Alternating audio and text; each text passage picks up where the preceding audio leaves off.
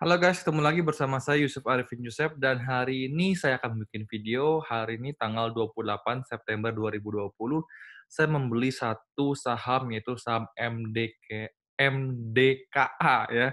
Dan hari ini saya akan mengasih tahu apa alasan saya membeli saham ini, dan ini disclaimer on karena belum tentu alasan saya benar atau cara saya benar atau analisa saya benar, tapi mungkin bisa menjadi bahan pertimbangan buat kalian semua. Oke, langsung aja saya mau share screen terlebih dahulu. Oke, inilah screen saya.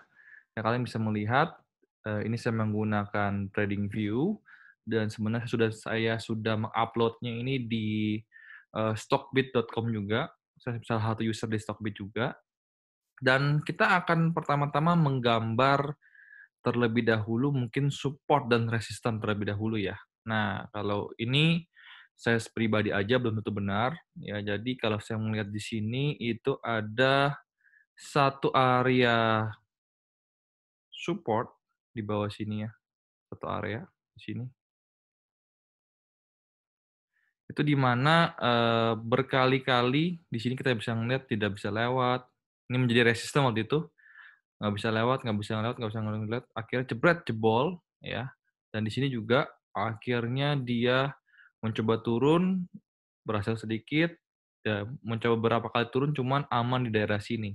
Tapi kalau mau lebih aman sedikit lagi, mungkin sih kita bisa turunkan ya, di daerah kurang lebih di harga 1.500-an lah. Ya biar angkanya mungkin lebih enak, genap sedikit. Karena ekor-ekornya sempat kena di sini ya. Jadi kita di sini ya, areanya ya untuk saya support-nya. Untuk resistennya, ya untuk resistennya kita bisa melihat ya, dia jebol di area mana. Di sini menurut saya bisa ya, di sini kita bisa lihat menjadi resistennya dia, karena kita bisa lihat waktu itu di sini dia untuk naik dari harga ini, dia menggunakan volume yang cukup besar ya, habis itu naik, habis itu untuk turunnya di sini, apa namanya, tidak berhasil ya. Jadi bagi saya ini bisa menjadi sebuah support juga. Lalu kita bisa lihat juga di sebelah sini berkali-kali ya untuk menembusnya di sini nih. 1, 2, 3, 4, 5 kali untuk menjebol, support di sini. So, resistannya menurut saya akan menjadi kurang lebih di harga 1.735-an ya, itu menjadi resistannya dia. Nah, kenapa saya tulisnya di sini cuman buy-nya 1605 sampai 1615. BTW, saya pribadi itu buy-nya di 1615 hari ini ya. Karena pas closing-nya harga di 1615 hari ini saya dapatnya juga. Dan kenapa target saya nggak 1730? Karena kayaknya bakal tinggi banget ya. Jadi 1690 sampai 1750, 1750 ya mungkin ekornya nih bakal naik ke atas sedikit. Habis itu mungkin bakal balik lagi mantul ke bawah. Jadi menurut saya nggak bakal langsung naik jebret, cuman mungkin bakal berkali-kali. Habis itu mungkin mencoba resisten di 1730-an ini ya. Dan ini belum tentu benar, cuman saya berharap saya benar karena saya juga udah memiliki saham ini gitu ya. Dan kita mau lihat sedikit, sekarang saya hapus garis resisten ini ya. Ini juga saya hapus daerah supportnya ya. Saya hapus terlebih dahulu.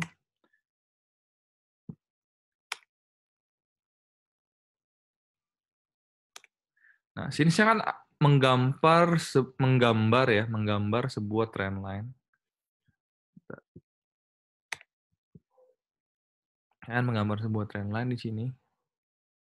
Sampai kita lihat di daerah sini nih, kurang lebih ya. Kalau mau lebih akuratnya lagi, angka ini tertinggi adalah di 2120. Benar ya? Dan tertinggi di sini adalah 1725. Udah pas banget nih saya punya trend line. Jebret di sini. Kita bisa ngelihat hari ini dia menjebol garis trend line. Jadi kalau kalian bisa ngelihat ya, di sini adalah high, di sini adalah high, di sini adalah high. Saya coba gambarkan sedikit. Di sini adalah high, lalu di sini juga.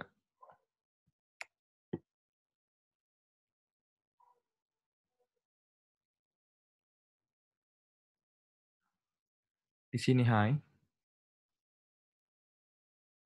Lalu kita bisa lihat juga di sini adalah high-nya dia lagi, lower high, ya. Lalu kita bisa lihat juga di sini ada lower high lagi. Ya, jadi kita bisa lihat ini adalah sebuah downtrend, ya, sebuah downtrend, dan kita bisa melihat hari ini MDKA closing di atas garis short term trend line ini sebenarnya ya. Jadi, tapi apakah besok bisa minus? Bisa jadi ya, mungkin aja besok bakal di sini lagi gitu, kita nggak tahu. Cuman saya berharap ya ini konsisten dia bisa nembus di atas garis short term trendline ini. Nah, yang trendline yang besar ada di mana? Kita ambil contoh di sini, kita akan tarik garis trendline, bawahnya di sini, lalu kita mungkin bisa ambil di garis sebelah sini, ya kurang lebih. Jadi kita bisa melihat ya ini sebenarnya dia masih di bawah daripada major trend line, ya. Major trend line ada di sebelah sini. Nah, berikutnya kenapa ini salah satu alasan kenapa saya beli, karena dia satu, alasan yang pertama adalah sudah melewati daripada si short term trend line ini. Kedua adalah saya biasa menggunakan 5 moving average, yaitu MA10, 20, 50, 100, 200. 200 artinya dia masih di kategori uptrend ya menurut saya, masih kategori uptrend. Jadi ini saham yang menurut saya masih oke. Dan berikutnya saya akan mengambil MA10 dulu di sini ya. Hari pas juga harga MA10 itu bisa melewati harga daripada closing hari ini ya. MA10-nya itu sekitar saya coba hapus yang ini dulu biar enak lihatnya. MA10 ini kurang lebih di harga 1.570. Nah, kalau kita bisa melihat, apabila sebuah garis MA10 ini bisa menerobos satu harga, dan dia bisa konsisten di bawah harganya, garis ini, maka dia akan terjadi uptrend. Ya, aja kita bisa melihat. Saya berharap besok harga naik dan garis MA10 ini bisa di bawah harganya, maka akan terjadi uptrend. Nah, sama juga dengan MA20. MA20 pas menjadi resistennya di harga hari ini ya. Kurang lebih di harga 1.635.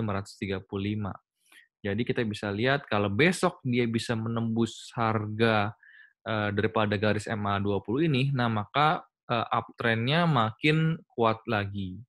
Dan berikutnya kenapa saya ambil alasan untuk eee, harga TP1-nya di harga 1.710 adalah ya salah satunya di kategori 1.710 karena di sini ada garis MA50. MA50 pas di 1.710.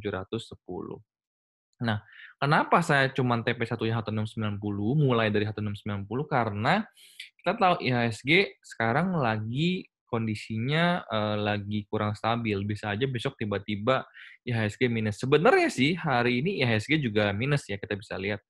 IHSG hari ini minus, cuman hari ini bisa dibilang MDKA cukup melawan arus ya, karena dia plus daripada beda sama temennya, kawannya yang Antam.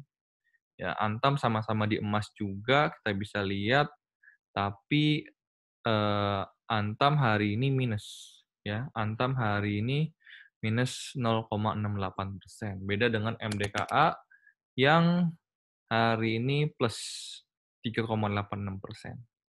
Ya, itu alasan kedua. Ya, dia sudah menembus MA10. Alasan ketiga, saya menggunakan stochastic. Ya, kita bisa lihat di sini. Nah, kita bisa ngelihat stochastic di sini, dia ini arahnya ke atas. Garis biru kita bisa ngelihat arahnya ke atas. Kalau kita gedekan sedikit lagi, ya, dia arah ke atas. Jadi ini sebuah petanda yang cukup bagus. Jadi ada 3 kategori yang menurut saya membuat saya keputusan beli di MDKA ini.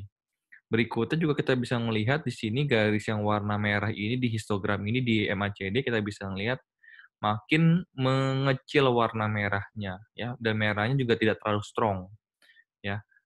Biasanya kalau EMA strongnya itu merahnya warna strong itu biasanya penurunan cukup tajam ya. Biasanya kalau dia mulai warna hijau biasanya dia mulai kenaikan. Jadi saya berharap kita bisa melihat di sini merahnya sudah tipis sekali dan besok buat arah beralih ke warna hijau udah mulai naik ya. Itu harapan saya. Tentunya belum tentu benar ya. Tidak ada yang 100% bisa benar ya. Dan saya, cukup apa ya, saya berharap kalau IHSG, terus naik, ini harapan saya tidak hanya berharap bisa ke TP1, cuman saya berharap bisa ke TP selanjutnya, di mana kalau menurut saya tadi TP1 sekitar daerah sini ya, kan. TP1 kurang lebih daerah sini, ya. Dan saya berharap dia bisa ke TP selanjutnya. TP selanjutnya mungkin ada di daerah sini nih. Ya, TP selanjutnya mungkin ada di daerah sini nih. 1.830. Jadi kalau misalkan nanti dia sudah berhasil ke 1.710, mungkin saya lihat kondisinya kalau misalnya IHSG misalkan lagi uptrend, lagi plus plus plus, saya bakal pasang trailing stop. Ya, saya bakal trailing stop, saya nggak bakal langsung take profit, saya bakal pasang trailing stop supaya saya punya profit bisa aman.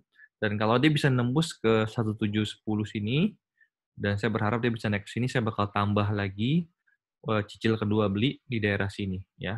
Itu harapan saya. Kalau bisa nembus lagi, saya bakal cicil ketiga di sini. Cuman kalau misalkan turun berarti ya udah saya cuman profit di daerah sini doang, nggak daerah hijau yang saya tulis itu.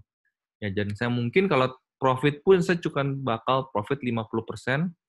Misalkan saya beli 50 lot, 25% bakal saya jual, 25% bakal saya keep untuk cicil beli kedua di sini. Jadi saya mungkin biar untung sebagian terlebih dahulu. Nah, itulah sharing saya, kenapa hari ini tanggal 28 September saya beli, saham MDKA.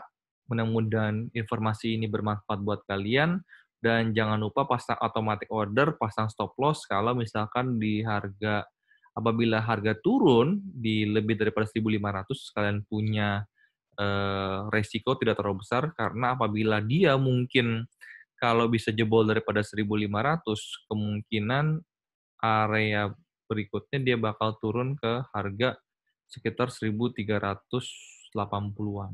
Ya, jadi itu mungkin cukup dalam nih ya kalau kita di sini, itu minusnya bisa sampai minus, 13%, itu yang kita nggak inginkan ya.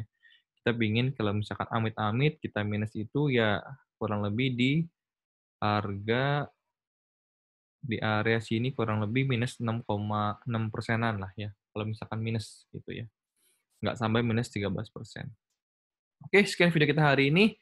Sampai ketemu di video berikutnya, dan jangan lupa support saya apabila kalian suka video ini dengan tekan tombol subscribe dan lonceng ditekan agar apabila saya keluar video baru kalian bisa langsung ternotifikasi. Sampai ketemu di video berikutnya dan bye-bye.